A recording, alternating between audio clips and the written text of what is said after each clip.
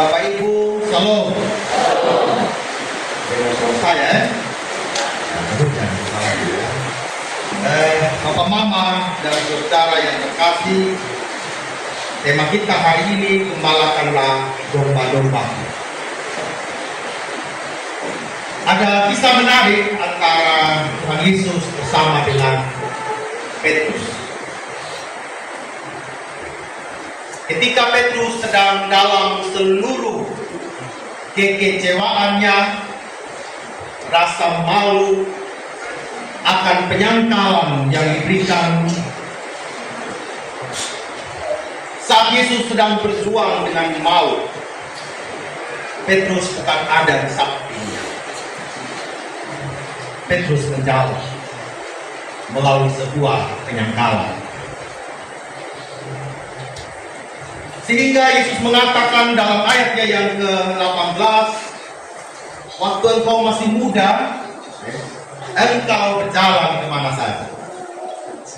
Sama seperti kita ya, lawere kemana saja. Tapi kalau engkau sudah tua, engkau akan mereka. Saat engkau masih muda, engkau rasa-rasanya benar engkau muridku, menyaksikan seluruh mujizat, tetapi di titik-titik tertentu rasa-rasanya engkau bisa saja goyang dan menyangkal keberadaan pelayanan itu sendiri. Tetapi ada saatnya memang engkau harus diikat, dan yang mengikat itu bukan saja secara harfiah adalah manusia yang tua, tidak, tetapi diikat oleh Tuhan, supaya tidak sesuka hati, sesuai dengan kehendak sendiri, engkau berjalan memaknai perjalanan hidup sendiri. Ada sebuah peneguhan kembali dalam perjumpaan antara Yesus dengan Petrus. Yesus menyadari bahwa Petrus bisa saja menjadi manusia yang lemah secara kedagingan. Tetapi Tuhan Yesus juga ingin mengingatkan Petrus bahwa saya punya harapan terhadapmu untuk engkau mengembalakan kawanan domba. Ada sebuah kepercayaan yang ingin Tuhan Yesus nyatakan kepada Petrus, meskipun dia tahu Petrus itu punya titik kelemahan. Petrus juga punya kekurangan-kekurangannya. Dia bukanlah seorang murid yang sempurna. Benar, Petrus itu sangat bersemangat. Orang psikologi bilang ya, kalau guru-guru bilang sanguin ya, guru ya. Orang yang semangat, penuh dengan energi. Tuhan Yesus belum ngomong apa-apa dia sambung itu ya. Seolah-olah dia sudah yang paling top. Tapi ternyata dia juga bisa menjadi seorang manusia yang memang tidak berarti di hadapan Tuhan Yesus. Dia adalah murid yang menyangkal, lari ketika resiko dalam mengikuti Yesus itu sangat besar. Ketika maut itu menjadi taruhan bagi Petrus untuk melaksanakan tugas panggilan itu. Namun Yesus datang untuk mengulurkan tangannya, mengangkat hatinya, mengangkat jiwanya untuk kembali ada dalam sebuah tugas pengembalaan yang tidak. Ada persoalan lain lagi yang harus dihadapi oleh Petrus di hadapan Tuhan Yesus. Tuhan Yesus ditanya sampai 3 kali. Ini kalau suami-suami ditanya sama istri, Papa, kecil-kecil saya gitu ya. Nah, suami kan susah omongan log dan lebih gitu ya. Dan paham ya. Nah, susah gitu ya. Ini tanya 3 kali, Pak, mau cinta sama saya? Itu kan Yesus, sama-sama pakai apa nama kau ini ya. Nah, kalau itu orang yang tanya, Mama. Tapi kalau itu yang jawab ya. Hidup cinta, gaji 1 bulan dia yang pegang, gitu kan ya. Nah, suami punya HP dia yang pegang, tapi tidak percaya juga gitu kan ya. Suami bilang ini istri macam apa ini ya. Yesus tanya sama Petrus ini sampai 3 kali kalau mau. Apakah Yesus tidak percaya sama Petrus? Bukan percaya tidak percaya.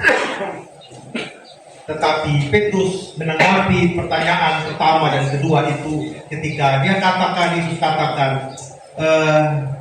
Petrus, gembalakanlah domba-domba. Engkau mengasihi aku? Yesus tanya dengan agape. Yesus tanya dengan cinta yang sangat radikal. Tetapi Petrus jawab dengan apa, Bapak Mama? Dengan pilihan. Iya, saya mengasihi mereka karena mereka itu seperti saudara. Paham Bapak Mama ya? Kalau tanya sama saya, apa kau mengasihi orang berbakat? Iya, saya kasih mereka sebagai jemaat saya aja. Sebagai jemaat aja. Kalau tidak sebagai jemaat, pas ketemu di Babel di jalan, siapa dia itu? Gitu kan ya, saya akan tolong mereka. Saya tolong karena saya dari manfaat. Besok kalau saya dari manfaat lagi, saya tolong sama Babel. Gitu. Saya sampai 3 kali, Petrus, kau cinta sama saya. Disitulah dia menangis. Lalu Petrus juga menjawab, ya, saya cinta sama Tuhan Yesus dalam cinta yang agape.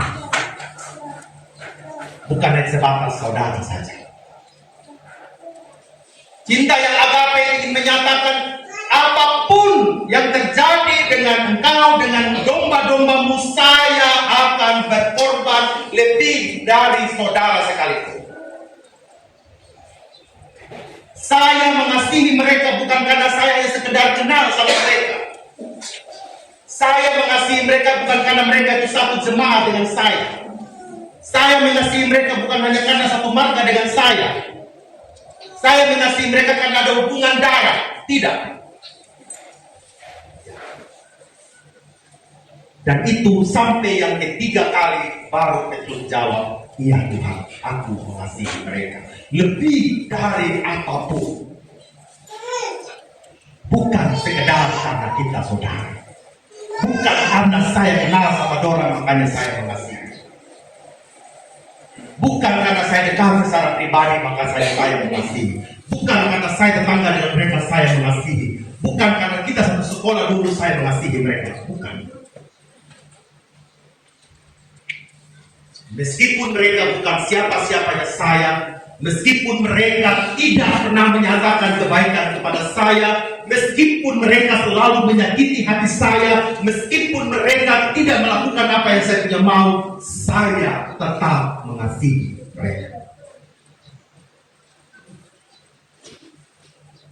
Pertanyaannya, Bapak Mama, bisa kita lakukan, Bapak Mama?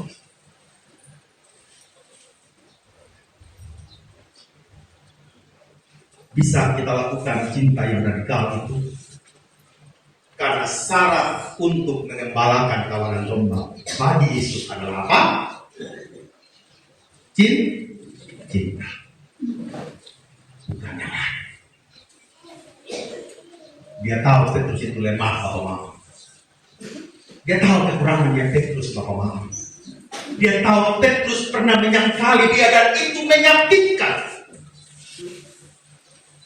Bapak Mama punya saudara yang menyangkal sama kita, kira-kira hati senang atau hati sakit, Bapak Mama?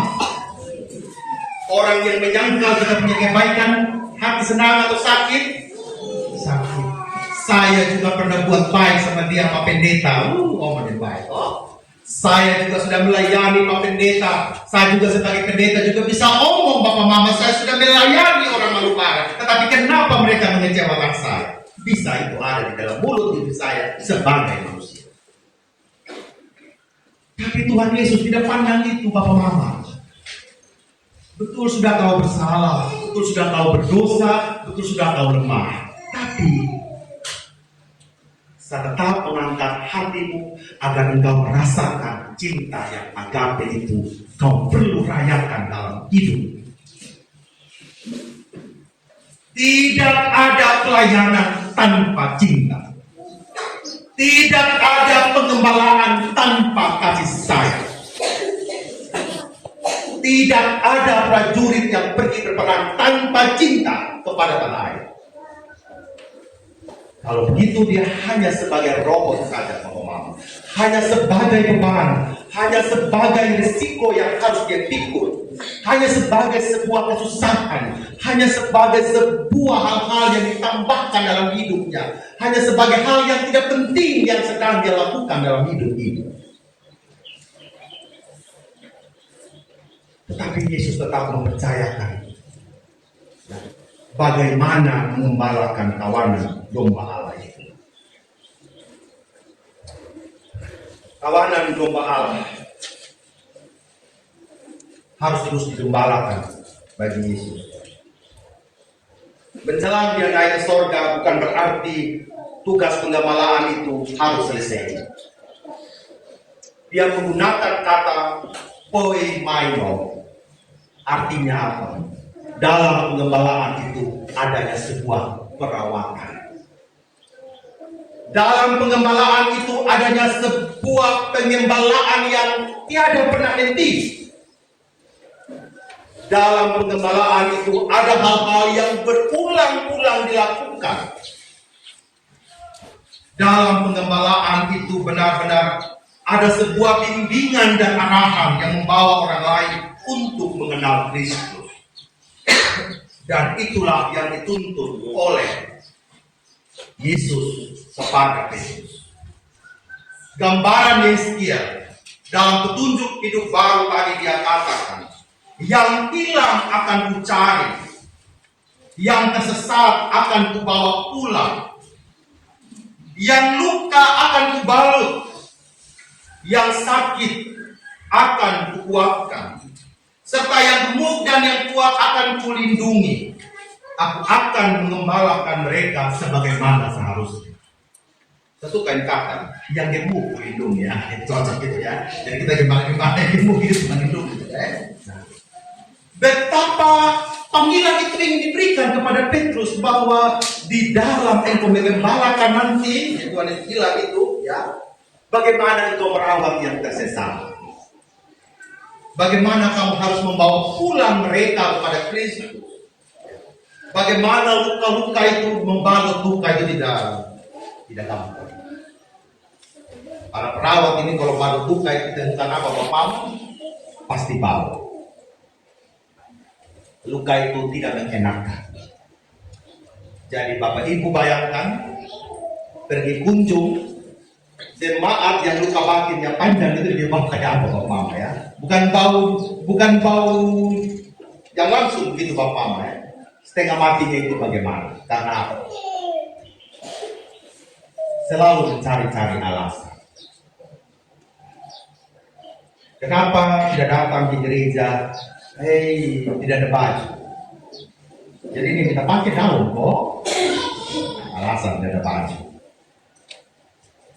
Istri bilang begini, tidak Pak Pendeta, saya pilih pakai baju buat dia walaupun berbeda. Gitu kan? Nah, ada baju. Tidak hari Minggu nih sakit sama kepala Pak Pendeta karena malam Minggu pancing. Kan? Malam Minggu pergi pancing. Dia maksud tahu malam Minggunya pergi pancing lagi. Karena malam Minggu saya itu apa dari nama istilahnya itu? Naik kok apa kok itu ya orang kepala istilah meeting kok apa kok itu ya? Honda marah, tidak apa kok gitu kan ya. Kenapa memang begitu hari Sabtu itu harus begitu ya? Kenapa memang hari Sabtu baru pergi pancing itu karena pesannya pertanyaan begitu ya? Karena Senin sampai Sabtu begitu ya. Sampai Jumat itu ada. Kenapa Sabtu memang itu kok pakai kilau begitu kan ya? Sabtu itu tenangkan hati di rumah, malam Minggu di rumah ngape ngopi di rumah begitu ya. Jangan lupa di laut sana. Kita ini hari Sabtu pun ada penguburan Bapak Mama misalnya ya, karena ada aturan sekarang keputusan sinode Bapak Mama ya. Karena apa? Di beberapa gereja kalau hari Sabtu sudah itu ada acara adat atau orang mati, hari Minggu itu gereja itu percaya Pak, majelis pun tidak datang. Akhirnya di sidang dibawa di sidang Bapak Mama ya, bawa di sidang ya, bawa hari Minggu itu Sabtu dan Minggu semua kegiatan di GKS ditiadakan. Itu aturan Bapak Mama. Tetapi saya menyangka dengan pengalaman saya bahwa kenapa kita mulai orang mati itu jam 2 Bapak, supaya bilang cepat. Hari Minggu pun kita makamkan orang Bapak.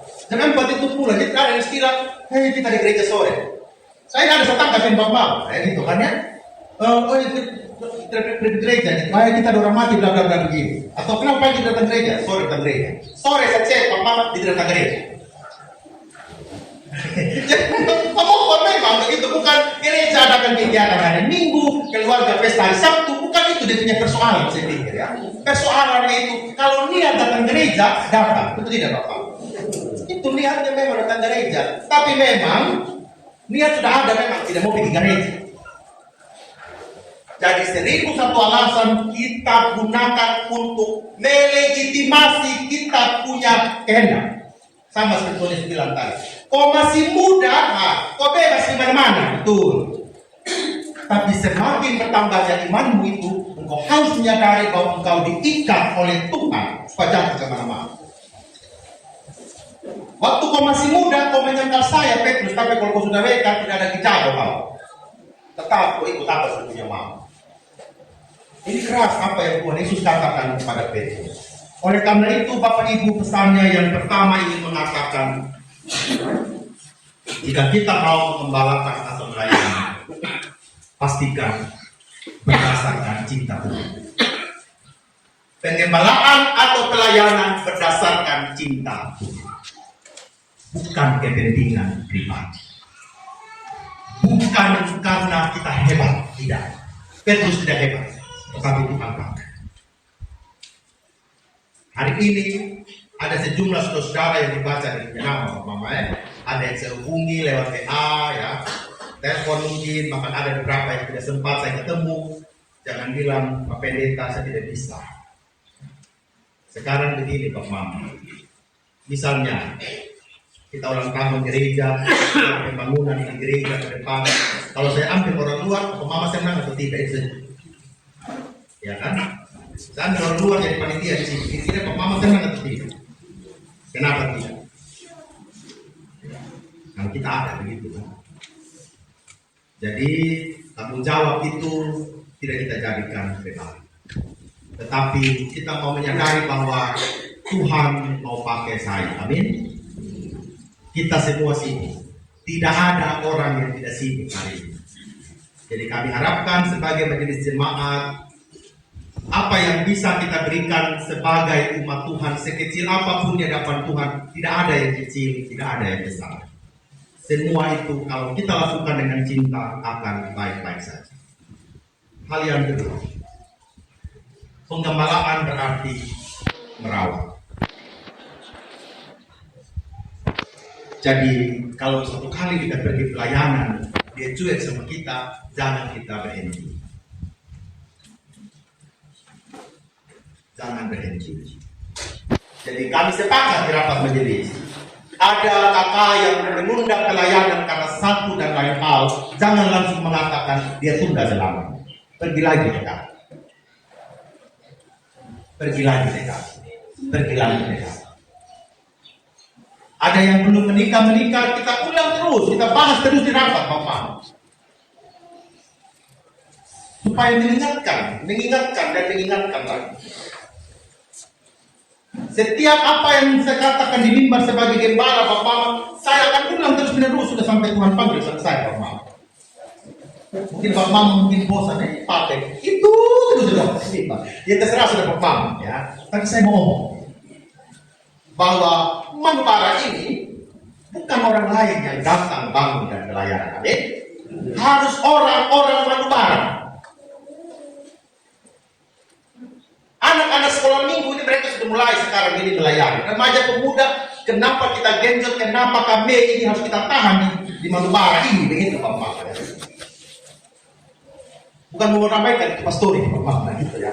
Tetapi benar-benar gereja ini serius terhadap pengembangan anak remaja pemuda Bapak. Serius kita ini.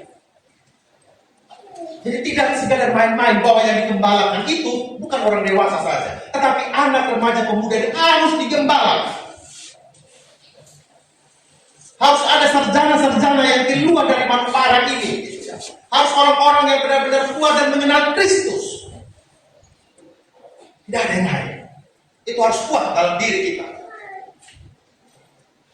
Kita tidak mau membara ini bubar seperti Prabowo bilang 2030 bubar. Biar dia yang bubar, gitu ya. Kita jangan, gitu kan. Iman kita jangan bubar, Bapak. Biar negara yang bubar, dia bubar. Tetapi jemaat membara, imannya jangan bubar. Imannya harus kuat dan berteduh di dalam Kristus. Hal yang ketiga, mengembalakan atau melayani berarti apa? Mengikuti katanya Tuhan, bukan mengikuti kata hati atau mau sendiri. Ikut maunya apa yang Tuhan bilang. Jadi kalau kita di Manupara ini, administrasi keuangannya harus kita rapikan, organisasinya harus kita rapikan, ketua diaken pendeta vikaris harus tahu orang punya tugas, koster pegawai harus tahu orang punya tugas, komisi-komisi tahu orang punya tugas, jemaat tahu orang punya tugas. Itu dalam rangka apa? Sebuah bapak. Ya. Kita mau ikut Tuhan punya mau, bukan kehendak hati kita mengelola ini gereja. Kita mau tunduk pada Tuhan, Bapak Mama. Kita takut pada Tuhan. Apa yang Bapak Mama persembahkan tiap minggu itu, kita tidak mau setengah rupiah pun itu lolos dari pantauan kita semua. Mau bilang saja, jangan ada dusta di antara kita ya. Amin saudara ya, dan dusta di antara kita. Karena pengembalaan itu butuh integritas orang ini, kejujuran, ketulusan di dalam pelayanan. Selamat mengembalakan kawanan doa. Kita percaya semua kita adalah gembala. Minimal para kita punya anak-anak di rumah tangga kita masing-masing. Amin untuk firman Tuhan. Kita